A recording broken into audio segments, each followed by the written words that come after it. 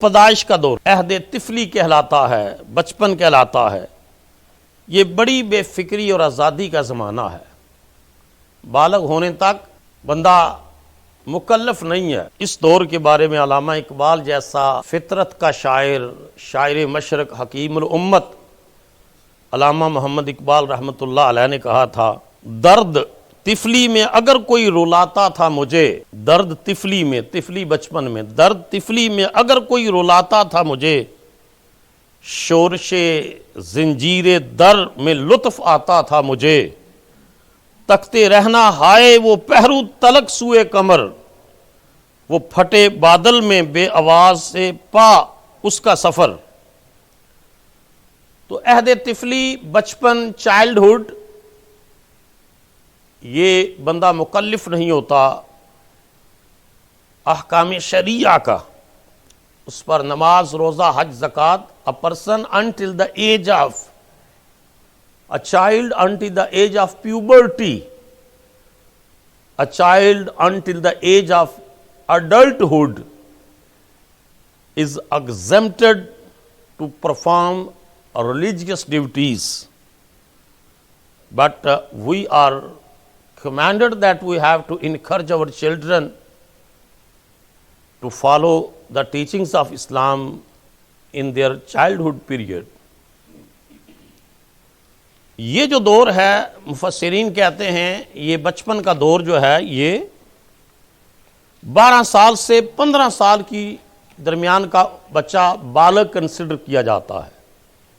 According to scholars of Islam, from age of 12 to 15, a child would be considered adult, because the sign of puberty and adulthood appear at the age of 12 to 15. اس سے پہلے بچے کے اوپر کوئی احکامات شرعیہ جو ہے وہ لازم نہیں ہے، مکلف نہیں ہے، وہ ویسے جو ہے اس کو انکرج کیا جاتا ہے کہ وہ نماز کے لیے، روزے کے لیے۔ حضور علیہ الصلوۃ والسلام کا ارشاد مبارک ہے سنن ابو داؤد کے اندر، رفع القلم عن ثلاثۃ، عن النائم حتی یستیقظ، وعن الصبی حتی یحتلم، وعن المجنون حتی یعقل۔ Three kinds of people are exempted from any action. جو 3 قسم کے لوگوں سے قلم اٹھا لیا گیا ہے، سونے والا جب تک جاگ نہ جائے، جب بندہ سویا ہوا ہے تو اس کے اوپر کوئی حکم لاگو نہیں ہوگا، کیونکہ حالت نیند میں ہے، حالت نوم میں ہے، سویا ہوا ہے، تو اس وقت تک اس سے قلم اٹھا لیا گیا ہے۔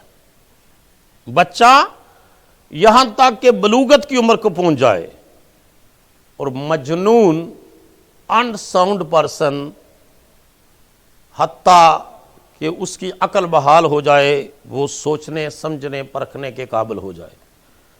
تو یہ 3 قسم کے لوگ ایسے ہیں، سویا ہوا، بچہ اور پاگل، جن پر احکام شرعیت لاگو نہیں ہوتے، ان سے ان کا مواخذہ نہیں ہوگا، وہ باؤنڈ نہیں ہیں، مکلف نہیں ہیں۔ انسانی زندگی کا دوسرا دور جو شروع ہوتا ہے، پھر وہ 15 سال سے 30 سال کی عمر تک رہتا ہے۔ The second stage of human life, according to Quran, is started from the age of 15 to 30. اور اس کو نوجوانی کا دور کہا جاتا ہے، the young age from 15 to 30۔ اور قرآن مجید اس سے حضرت یوسف علیہ السلام کے بارے میں قرآن مجید کہتا ہے، وَلَمَّا بَلَغَ أَشُدَّهُ آتَيْنَاهُ حُکْمًا وَعِلْمًا وَكَذَلِكَ نَجْزِي الْمُحْسِنِينَ۔ اور جب یوسف اپنی پوری قوت کو پہنچا تو ہم نے اسے حکم اور علم عطا فرمایا، اور ہم ایسا ہی صلہ دیتے ہیں نیکوکاروں کو۔ یعنی یوسف علیہ السلام جب عمر مبارک کے 30ویں سال کو پہنچے تو اللہ پاک نے فرمایا ہم نے ان کو دانائی عطا کی، انٹلیکچوئلزم عطا کیا، وزڈم عطا کیا اور نالج عطا کیا۔ ان کے پاس حضرت یوسف علیہ السلام he had a knowledge of interpretation of dreams. People were used to come him to ask about their dreams, and he had a deep knowledge and authority to interpret human dreams. وہ انسانی خوابوں کی تعبیر بتایا کرتے تھے. اللہ پاک نے ان کو تعبیر رویا کا علم عطا فرمایا. تو یہ انسانی زندگی کا دوسرا دور ہے جو بالغ ہونے کی عمر تک جو ہے، یعنی یہ 15 سال سے پھر 30 سال کی عمر تک جو ہے وہ جاری رہتا ہے. اس نوجوانی کے دور کے بارے میں علامہ اقبال نے خوبصورت ترجمانی کی ہے اپنے اشعار میں. اقبال کہتے ہیں کہ عزم و حوصلہ، قوت استعداد، جفاکشی، بلند پروازی کا نام نوجوانی ہے.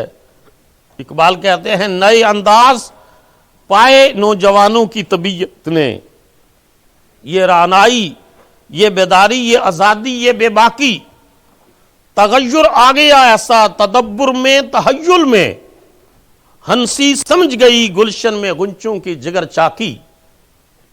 وہ کہتے ہیں کہ انسانی زندگی کا یہ جو پیریڈ ہے جس میں انسان کی قوتیں پورے عروج پر ہوتی ہیں اور انسانی جذبات جو ہے وہ اپنے عروج پر ہوتے ہیں.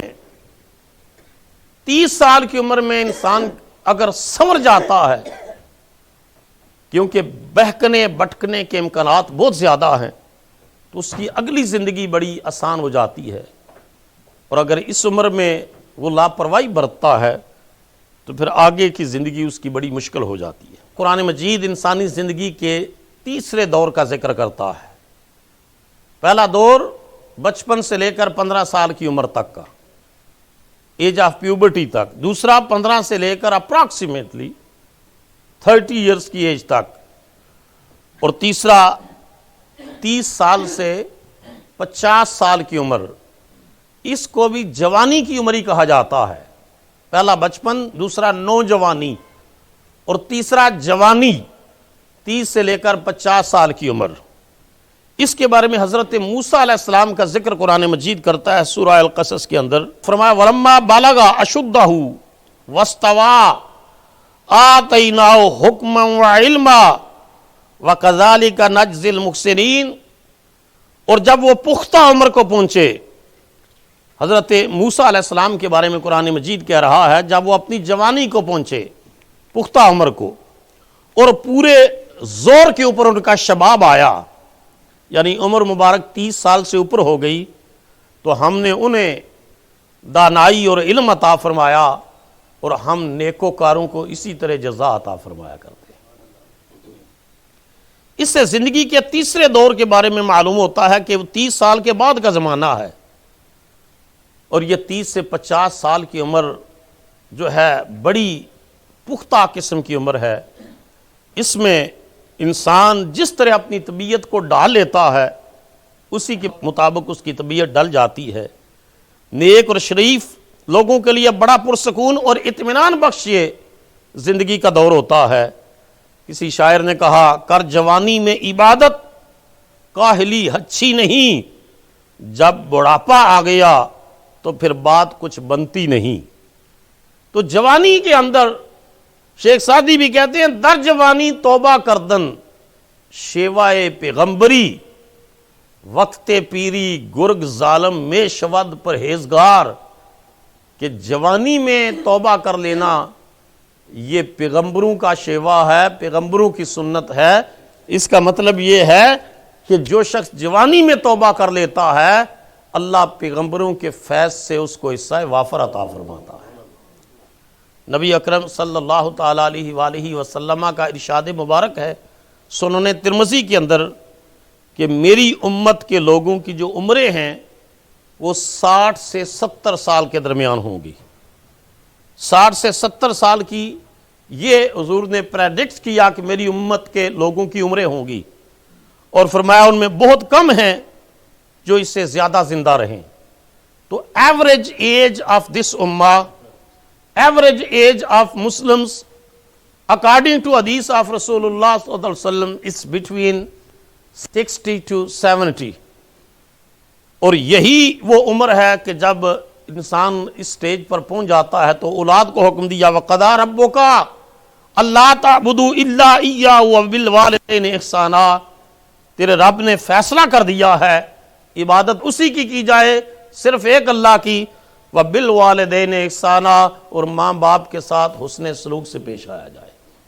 اما یبلغن عندک الکبر احدہما او کلاہما، اگر تمہارے ماں باپ میں سے دونوں یا ایک بڑھاپے کی عمر کو پہنچ جائیں تو فرمایا فلا تقل لہما اف ولا تنہرہما، تو ان کے سامنے اف تک نہیں کہنا، اونچی آواز میں بات نہیں کرنا، نازیبا جملہ نہیں بولنا، ان کی طبیعت کے اوپر بوجھ والی بات نہیں کرنی، اور نہ ان کو جھڑکنا ہے۔ وَقُلْ لَهُمَا قَوْلًا كَرِيمًا، اور ان کے ساتھ محبت بری، لاڈ بری، پیار بری، میٹھی باتیں کرنی ہیں۔ وَخْفِضْ لَهُمَا جَنَاحَ الذُّلِّ مِنَ الرَّحْمَةِ، اور محبت کے بازو، نرمی کے بازو ان کے لیے پھیلائے رکھ۔ وَقُلْ رَبِّ ارْحَمْهُمَا كَمَا رَبَّيَانِي صَغِيرًا، اور جب بھی اللہ کی حضور دعا مانگنی ہے تو کہنی ہے پروردگار یوں دعا مانگنا ہے میرے اللہ جس طرح میرے باپ نے میرے اوپر بچپن میں رحم فرمایا، میرے اللہ ان کے بڑھاپے پر تم رحم فرما۔ پھر انسانی زندگی کا 5واں دور شروع ہوتا ہے جو آخری حصہ ہے انسانی زندگی کا۔ قرآن مجید کی سورہ الحج کے اندر اس کا ذکر آیا، فرمایا وَنُقِرُّ فِي الْأَرْحَامِ مَا نَشَاءُ إِلَىٰ أَجَلٍ مُّسَمًّى، اور ہم ٹھہرائے رکھتے ہیں ماؤں کے پیٹ میں جسے چاہیں ایک مقررہ میعاد تک، یعنی یہ پریگنینسی کی قرآن مجید بات کرتا ہے کہ ماں کے رحم میں جب پریگنینسی ہوتی ہے، رحم نطفہ ٹھہرتا ہے، تو فرمایا ہم جس کو چاہتے ہیں اس کو ٹھہرائے رکھتے ہیں وقت مقررہ یعنی وقت ولادت تک۔ ثم نخرجکم طفلا، اور پھر ہم تمہیں نکالتے ہیں کہ بچے کی حیثیت سے ماں کے پیٹ سے۔ یہ جتنی بھی ٹیکنالوجی ہے، سائنس ہے، بڑی اچھی بات ہے کہ اتنی ترقی کر لی، لیکن خدا کے حکم کے بغیر کچھ نہیں ہو سکتا۔ اللہ فرماتا ہے جس کو ہم چاہتے ہیں پھر ماں کے پیٹ سے نکال کر اس کی زندگی کا آغاز فرما دیتے ہیں۔ ثم نخرجکم طفلا لتبلغوا اشدکم، ہم تمہیں بچے کی حیثیت سے نکالتے ہیں اور پھر تمہیں عمر دیتے ہیں اس لیے کہ تم اپنی جوانی کو پہنچو۔ فرمایا ومنکم من یتوفی، اور ان میں سے کچھ وہ ہیں جو جوانی میں فوت ہو جاتے ہیں۔ ومنکم من یرد الی ارذل الامور، اور ان میں سے وہ بھی ہیں جن کو ہم ارذل العمر، نکارہ عمر، نکھٹی عمر، نکمی عمر، یعنی 70 سال سے اوپر اس تک لے جاتے ہیں۔